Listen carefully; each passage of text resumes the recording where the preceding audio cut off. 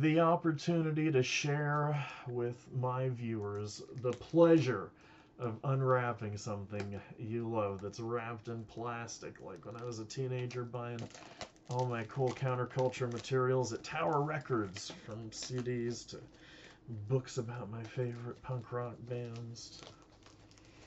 I feel like I even got like witchy materials at Tower Records back in the day, but maybe that's a implanted memory. I'm gonna be very responsible and throw that in the trash so my dogs don't get it.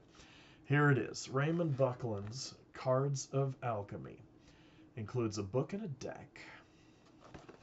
And you can learn about a little bit about it on the back. Alchemy is the ancient art and science of attempting to transmute base metals into gold and silver, but we know it's not really about that. We know it's about some occult shit. Drawing upon centuries of alchemical symbolism and occult correspondences, this deck is designed as a powerful tool for spiritual renewal and personal transformation. And although I may make fun of occult pretensions, I do believe that that is a laudable goal to have for using a tool like this, and I believe it can be effective in that regard, even if you are not a believer in the woo.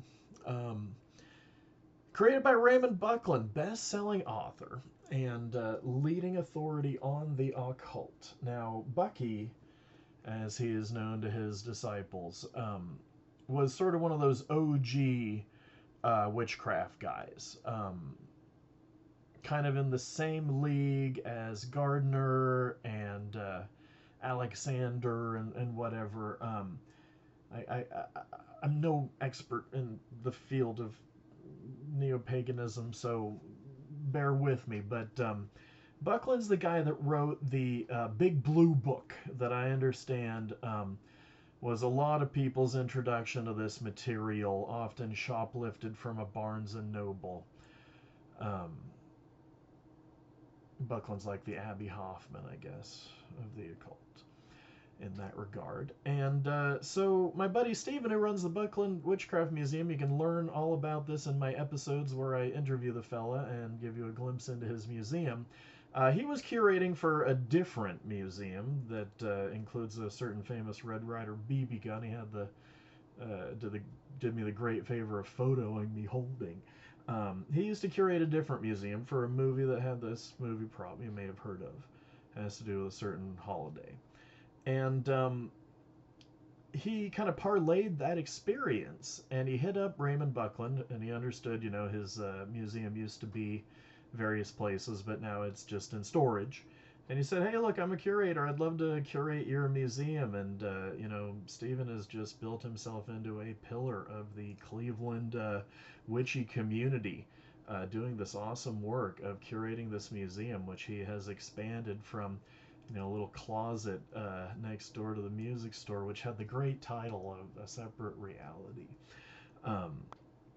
And so Buckland's legacy lives on in this amazing collection of stuff that Buckland had. He passed away, sadly, a few years ago. And I understand the latest is that there's a brewery has come out with a Bucky Bock. I jokingly called it the Big Blue Bock, a beer in honor of Raymond Buckland. So pretty sweet.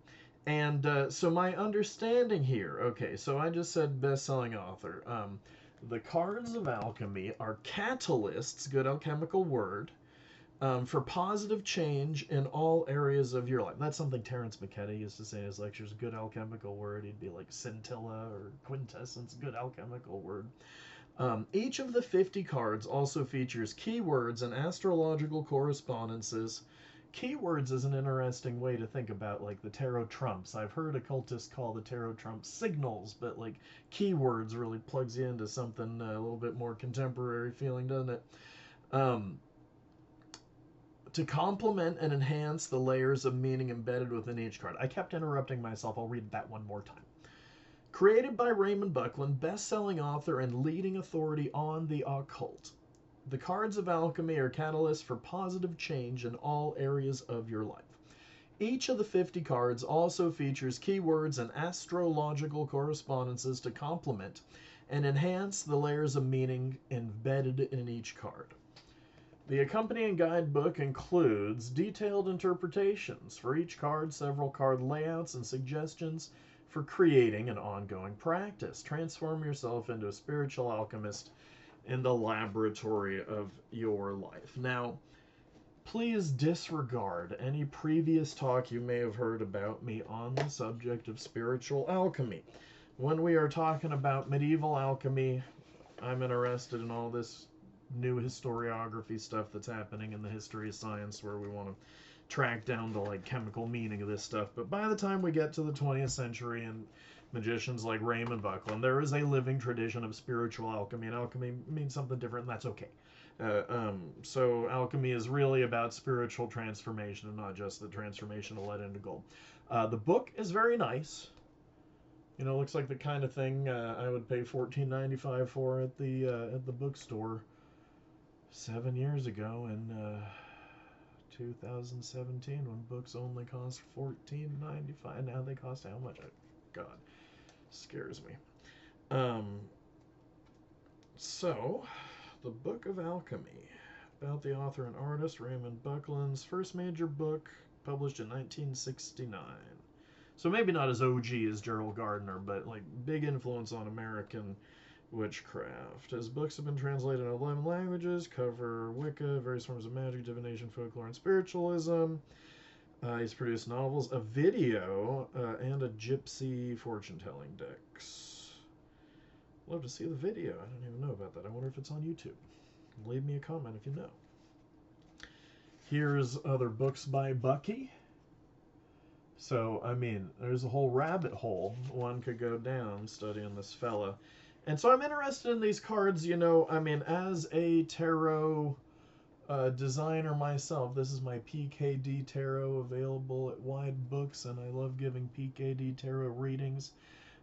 Using PKD's novels and short stories as kind of part of the reading, and like you get homework for your reading to go read something out of the novels that I kind of relate to the mystical symbolism of the tarot that turns up in the reading. ted.hand@gmail.com. Send me an email, pay me via PayPal or Venmo to that address. We learn about Hermes Trismegistus, the mythical founder of alchemy. We learn about astrology and alchemy. Paracelsus, right? And Paracelsus with the concept of the inner firmament, as above, so below, so the stars are reflected in the human body. The costs of alchemy, that's a big deal in my my board game that I'm designing about alchemy. Just to give a quick aside, and this is the kind of thing that I love looking at these kind of cards, because it helps me to think about the cards that I want to design for my board game, where you're trying to build an alchemical laboratory, like laying down tiles and placing workers who are like your alchemists of different colors, and representing their different skills or different levels of unease. And what are some of the costs of alchemy? Well, you have to invest a lot in the furniture of the lab, and what if something goes wrong, right? Somebody might get hurt. And so the board game is going to be about kind of playing Monopoly style chance cards to mess with your opponent. In the competitive version of the game, there could also be a cooperative version of the game where you're trying to prevent the disasters. But you're basically making lab disasters happen in your enemy's lab and disrupting their ability to build the lab, and then they have to use the medicines that they make in the alchemical alembic to heal their alchemist, change the color of the token or whatever. So that's one of the things that I'm doing with this material that I've just unboxed. And if you're interested in supporting that research, you know how to tip me. Would love to be able to hire a video game designer to actually build a board game.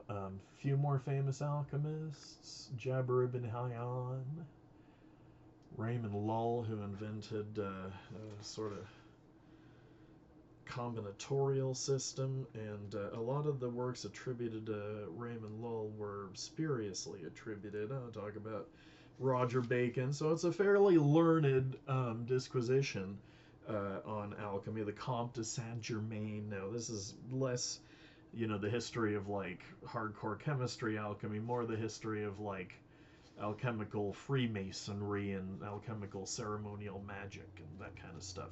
spiritual alchemy by the time we get to the Comte de Saint Germain. And I think Saint Germain saw the same thing that Jung saw in Renaissance, early modern spiritual alchemy, which was that it could be used for hypnotism. Cards of personal transformation. We are all alchemists in the laboratory of life. So I'm interested in how these cards are sort of to be used not only to do a divination, but also to be kind of doing this spiritual alchemy transformational thing. I think that's a cool thing to be doing, and I just think it's so neat that Bucky, Raymond Buckland, sort of just saw a need for this sort of thing, or just thought the symbols of alchemy would work as a tarot card deck sort of deal.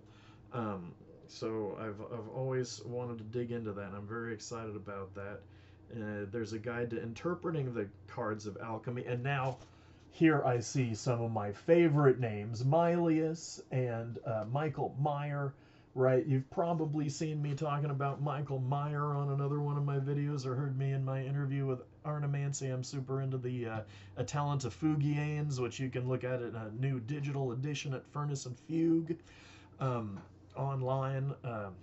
There was this amazing multidisciplinary scholarly project run at Brown University, bringing together musicologists and manuscript scholars and history of science alchemy scholars, I believe under the direction of Tara Numedal and Donna Belak. And they produced this amazing digital text of Michael Meyer's alchemical opus, the A Talent of Fugianes, which I can show you.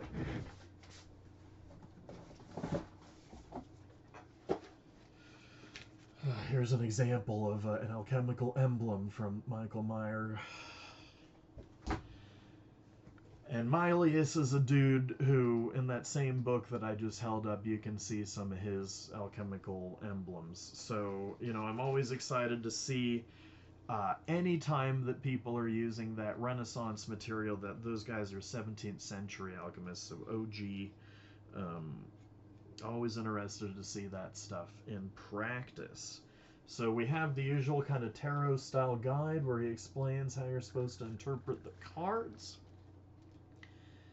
And there's astrological stuff going on. There's gifts and challenges, and there's different grades. So grade adept. So that's interesting. So it brings in, one of the things that I find so interesting about ceremonial magic secret societies and systems is how they took the tree of life of the Kabbalah and incorporated that into a grade system where you got 10 grades attributed to the 10 Sphirot of the Kabbalah.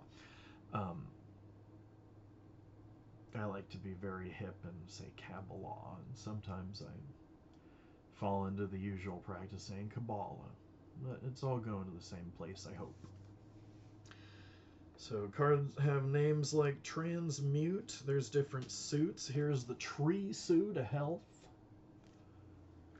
That's green mana to a Magic the Gathering player. I'm going to do my own chaotic play with this stuff.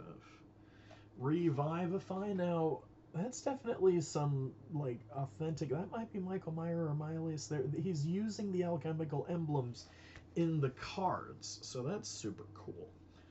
I will definitely do a deeper dive into these one day. I guess I should make a video where I look at each of the cards and read the correspondences and whatnot. And so, and some of them you have the like cosmic diagrams that are some of the famous and cool things in alchemy, and like people like Robert Flood did these really amazing cosmic diagrams that are very aesthetically pleasing. Then there's an alchemical laboratory where you see the alembic and the furnace. You got to make it really hot so that you can melt your metals in this distilling machinery. Culminate, grade adapt, grade a puffer. Oh, I love that. Grade a puffer. That's something that Terence McKenna makes a big deal about. And I don't know enough about the origins of this term. Puffer was apparently, and the spiritual alchemy guys make a bigger deal of this than might be deserved. But a puffer was somebody, it was supposedly this way of making fun of alchemists because they were always puffing on the bellows in their laboratory. And supposedly spiritual alchemists like make fun of the physical alchemists who are trying to literally transmute lead into gold by calling them puffers. You know, the puffer is somebody, he's so puffed up with his own ego and so caught up in the material world, he has no idea what the real spiritual alchemy is about, right? Because he's such a puffer. So that's one of the grades of alchemists. I love that. It's like calling yourself a tenderfoot in the Boy Scouts or something. It's very much a term of derision that maybe we're reclaiming. We're queering being a puffer. Initiate is another grade, so I guess initiate's better than puffer. And yeah, the whole book is just kind of explaining all these different cards. And oh boy, it would be fun to do a study. Now, I'm not sure if this is from like a OG Renaissance alchemical text or if this is something more recent. I don't know. This is definitely Meyer or Mylius, and this is from one of those interesting texts where they got the astrological symbols of the planets and whatever actually in the emblem. It's like it's labeled. And then this looks like, this might be the Mutus Liber, where you see the alchemists working together. And the alchemists working together, like the brother and spiritual sister language, the spiritual alchemists go and make a big deal of that. And I think Carl Jung must have made a big deal of that with his masculine and feminine principle type of stuff. Here's the alchemical hermaphrodite. That is, again, an OG alchemical emblem. So I think it's really cool. This is squaring the circle from, I believe, Michael Myers, A Talent to Fugianes. So I love that he's using these OG 17th century alchemical emblems, like the lion devouring the sun, which is an allegory for gold dissolving in a vitriol in like an acid. Wild cards. There's no grade to go with these. Element of spirit ruled by Mercury. Another alchemical hermaphrodite. And reading the cards. A little section on reading the cards. Single cards, reverse cards, layouts or spreads. Suggests a couple of different layouts you can do. Use of the wild cards, meditation. There are many different methods of meditation. It's like the number one insight of chaos magic, I think. You can do any kind of meditation. You can meditate on Marvel superheroes characters if you want. And divination. The cards of alchemy are designed primarily for inner development, for use by the individual working on him or herself. I wish I could make that more clear in my, my show Tarot for the Soulless Materialist. Reason I started doing that show is my atheist aunt was so shocked when she heard I was making money giving tarot readings. She goes, "Do these people like believe that you can tell the future?" And I'm like, "Well, my sweet Aunt Sally, that's not exactly how I'm selling myself here, and I feel like there's a whole lot of non-woo or woo agnostic ways of explaining my interest in this material, how I think tarot is valuable and admirable and cool and whatever, and how I think it works, and it's a useful tool for exploring the self or exploring whatever you might mean by spirituality. And I say this in a very woo agnostic sort of a way, like I was saying. There's lots of ways to point at what's cool and fun about tarot that do not involve any supernatural explanations. It's all just perfectly psychological and natural. And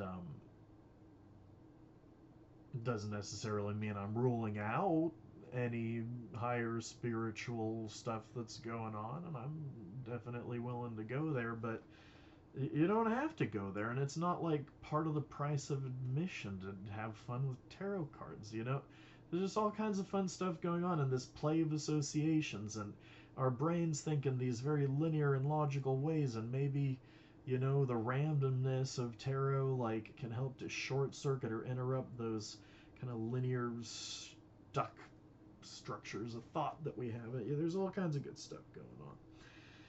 And here's Bucky's final word, which I will leave as a final word with you good folks who stuck around for 20 minutes of unboxing.